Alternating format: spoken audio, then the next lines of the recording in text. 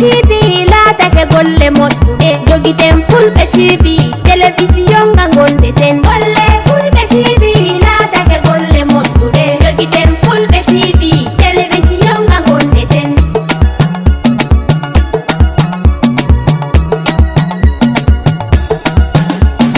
sayamen Fulbe TV wari kam am tawal demen Fulbe TV wari to men Fulbe TV tikka mangam hanga hauta hore men Fulbe TV wari to men Fulbe TV kandari kode wenna berde men Fulbe TV wari to men golle Fulbe TV tettino yitina tawa men golle Fulbe TV la take golle moddude jogiten Fulbe TV suma ñaari wajuri kena ki gañu na yanna ko yalla hare ajana de nuyu suma jabar nekut fi mu ngi si yoon diko ñaanal rek yanda yaagal suma ginaaw ak suma njaboot di nuyu school si fi teew yépp di leen gërëm di leen sant nit su la ooyee nga bàyyi sa soxla nga ñëw uyu ko yaa ko gën kon bépp school bu fi nekka maa ngi leen a gërëm di leen sant di leen wax jërë ngeen jëf si seen teewaay fii di nuyu suma naataango suma xarit my brother ñu yëpp ñu xamee ko si Francisco ma bugga su ma ko ooyee yéen waa Tallinding soo leen gisee ñu am lii yàlla moom la depuis boo leen ma óoloo ngeen sànnil ma karta ma nekk kansulo yàlla def ma lakkaloo ak kii di liggéey lépp luñ fi mun di def si yeneen liggéey moom loo xam bokk na ci kon su ma ko ooyee mu jóg mu taxaw bugga naa ngeen tàccul ko I want Mr. Francisco, you stood up so that my people see you and clap for you.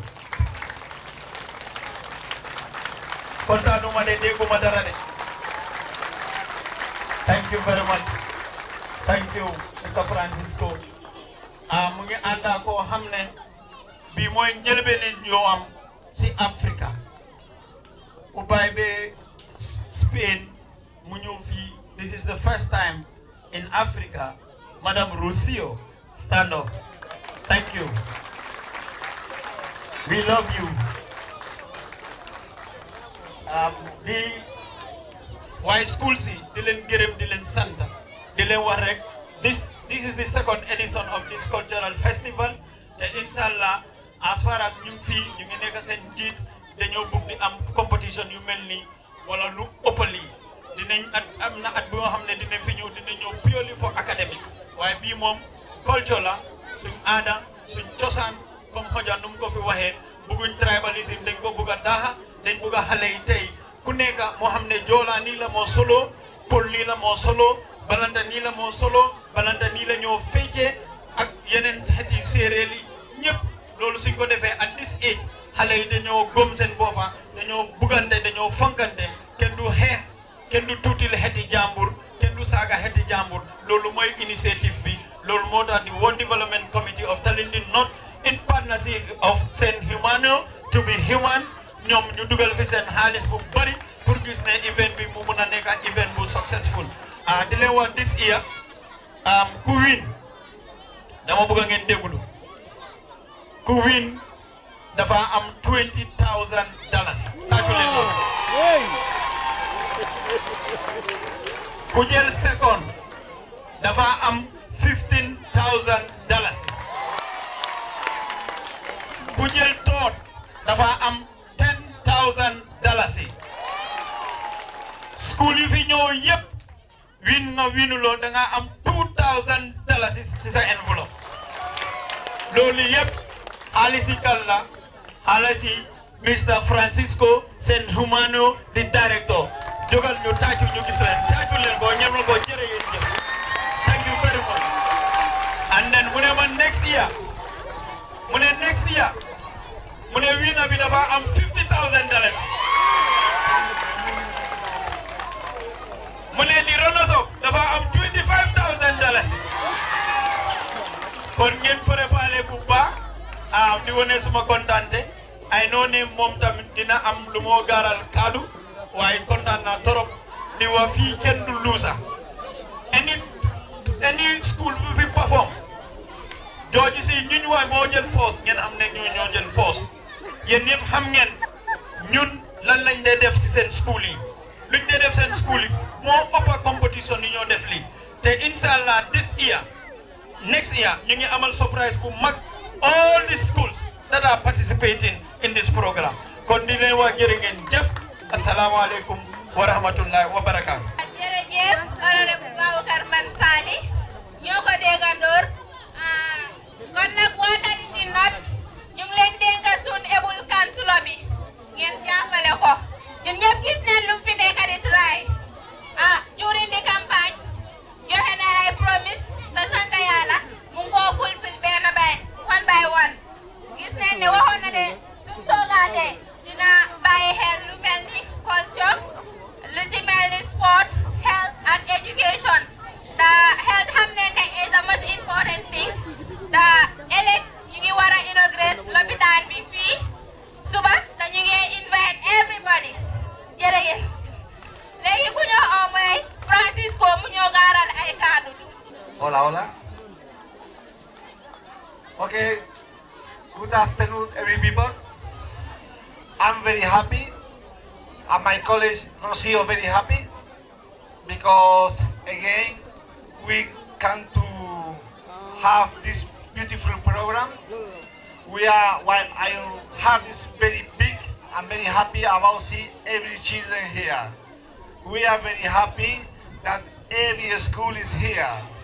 We are very happy because I see love, I see hope, I see future. Yes. I want thank you the newspaper and television, because for you Gambia know what is Tallinding North, the power of Tallinding North. How is the culture here? How's everything? Look, it's very beautiful. I want to cry. Last year I cried. This year I'm going to cry because this is love. I don't find this in other place in Africa. This is the #1 for me. And nothing. I want to start the program because I want to see who wins. Okay, thank you very much. Baboucarr, thank you very much. And everybody. Francisco Bubahaba. And I am very happy because today is important in my life. I'm very, very happy. Yesterday I cried. Now I didn't cry. Didn't cry. I love you. I love you. Very, very, very, very thank you. Thank you very much.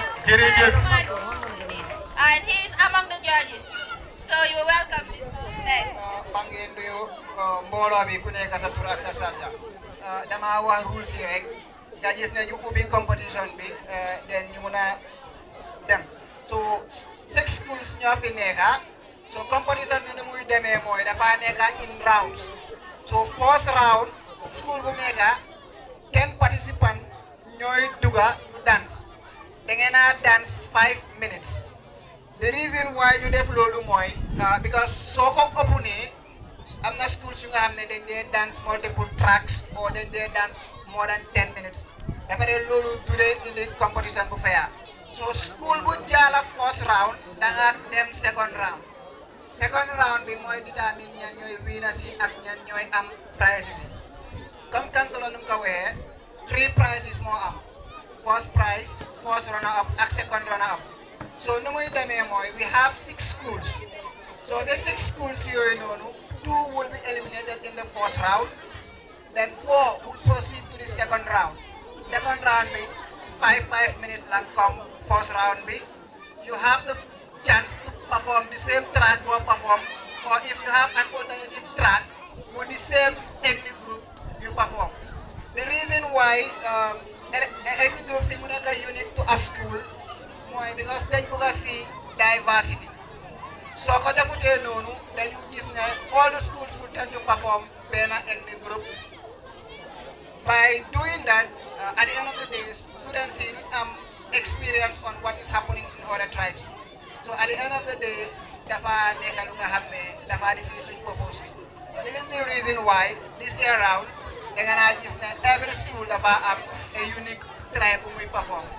So we apologize to the schools. I know some of the schools were not prepared to participate in the group they have, but no more competition. Again, for us, every school is a winner. So I had like anal, so you make sure you take care of it. You encourage them because limo yep ñun amul dara lu suñ culture, so suñ amé avenue pour showcase suñ culture dañ dé content. So we encourage all schools to participate and compete fairly. Thank you very much. Are you set? Can we put our hands together for JDD? Valentine's Award given to us by Mandinkas, meaning resistance. Today, we're gonna show you the real Balanta culture. This is a balafon.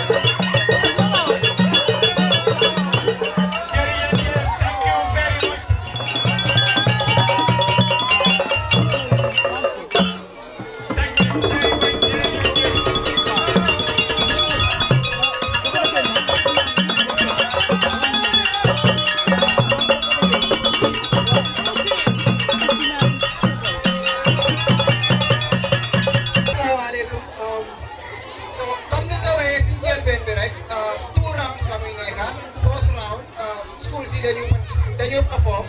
Then upon said perform, then they will be judged. 5 judges la. Judge mu nekk score. So scores yooyu leen jël ñu tabulate ko. From there, then you rank school C from 1 to 4. First 4 yi ñooy qualify for the next round. The 2 yàlla dafa def ne mooy loolu. So score C mooy JTT Nursery School 381 points.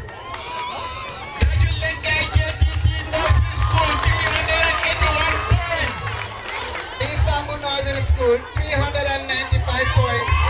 Sambu Nursery School 395 points. Nafa Nursery School 416 points.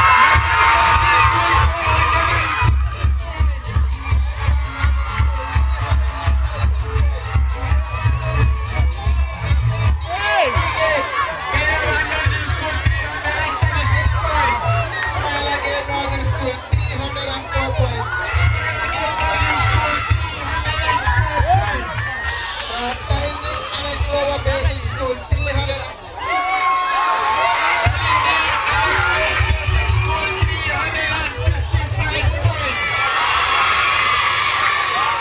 So schools who will qualify for the next round are in this order.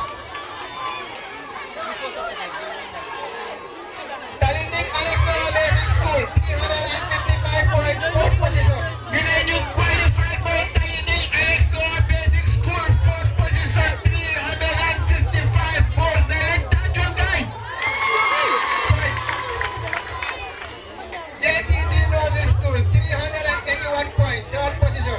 JTT Nursery School 385 votes, 2nd position. Hanga ñun seen kër la ñu am loolu dañu dañ daw votes. Sambu Nursery School 395 point, 2nd position. Sambu Nursery School 2nd position 395 points. 1st position, Nafa Nursery School.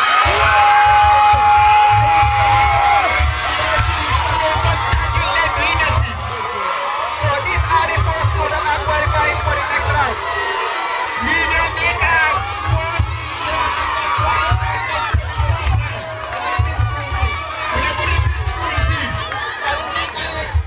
Tallinding Annex, JTT, Sambu, and Nafa.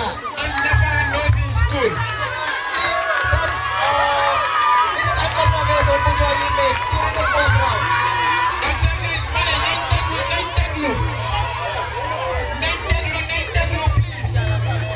Participating schools, please listen. Participating schools, please listen. This time around, the judges will be very strict. If you do what you are not expected to do, this into automatic disqualification. It says, the letter you receive, it says 10 dancers at a time. 10 dancers at a time. Please make sure you abide by this rule. Otherwise, it will lead to disqualification. 10 dancers at a time. 10, we mean 10. The stage is too small. We said 10. Please, 10. The second thing is, we said 5 minutes. 5 minutes. Whatever you are doing, it should be done within 5 minutes. Exactly 5 minutes. If you can do it less than 5, it's okay, but not more than 5. This time around, when it get to 5, we tell the DJ to put a stop to it. Please, let's follow these rules.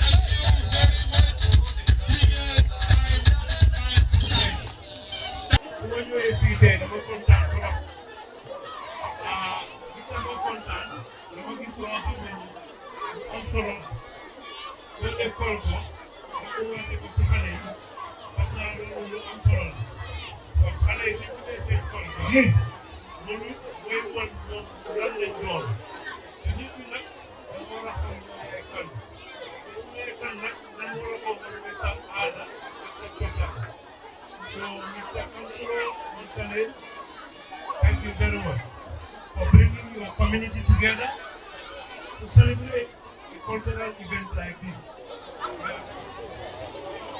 Jërëjëf Francisco Sehimano, ñu ne dañ kontaan working with the Right Honorable Councilor Babukar Mansali.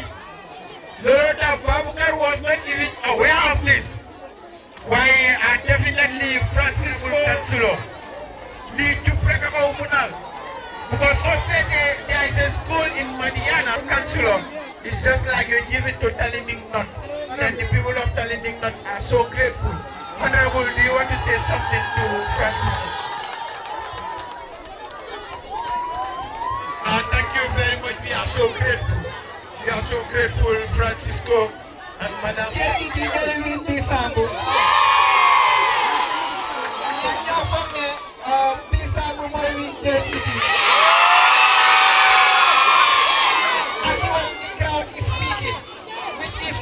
In line with what the judges have decided.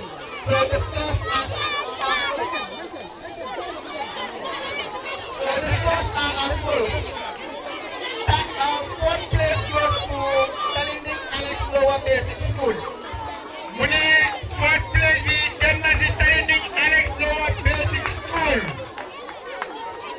Second runner-up, 381 points. Job 381 points. Second runner-up goes to JTT Nursery School.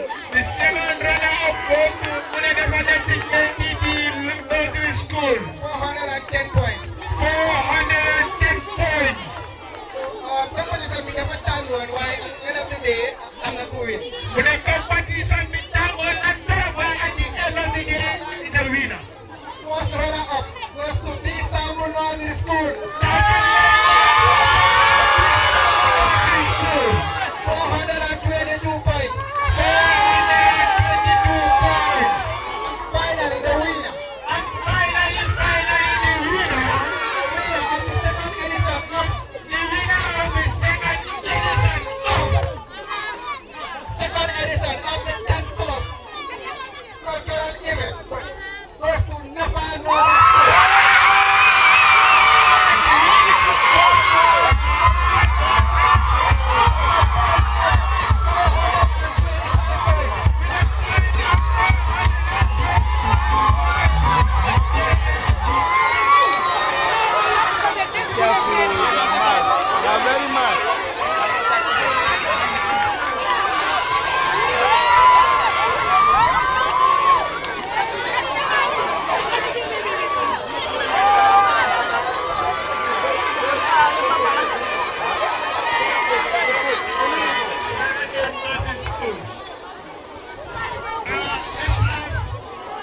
Let's have Tanda Safi to hand over that to Caravan, and Francisco and the team will join you. Yeah, 3 Caravan $500. Yes. Thank you very much for Caravan Nursery School with Francisco and the team for the fourth place, Tallinding Alex Lower Basic School. Tallinding Alex Lower Basic School. Tallinding Alex Lower Basic School are going home with $5,000. Thank you very much. The second runner-up of the second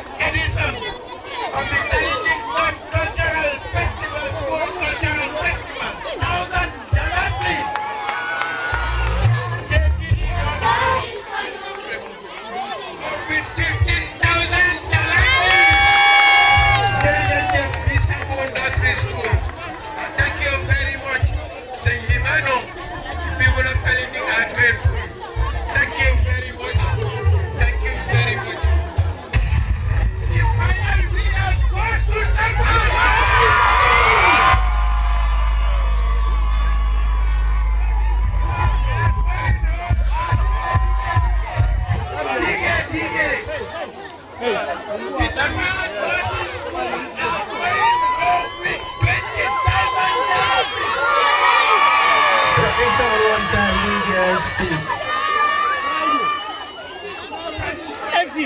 FC. And the champions banner. Thank you very much. Inshallah, we are so grateful. And we hope to see you guys next year.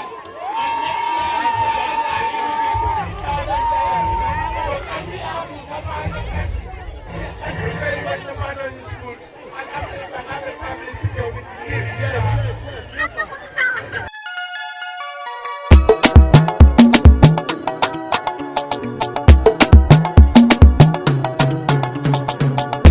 Fulbe TV la take golle moƴƴuɗe jogiten Fulbe TV